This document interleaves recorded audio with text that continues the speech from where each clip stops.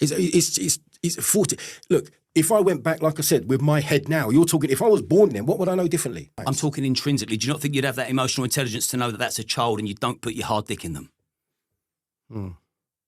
Again, I don't believe you would. So you're telling me what I believe now?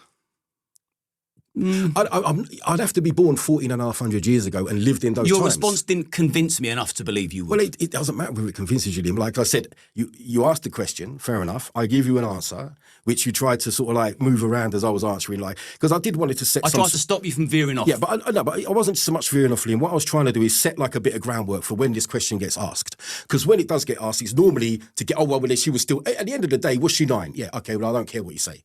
She was still 9, weren't she? Yeah. However, we know that in 1880 in this country, 9 was the legal age. And why did it get moved up to 13? Or it got for the sex trade?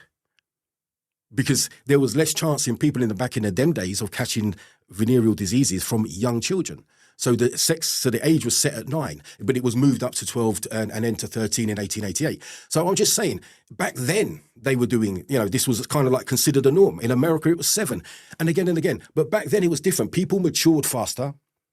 People mentally matured and physically matured faster, and they lived shorter lives. So there was a need to sort of grow up a bit faster.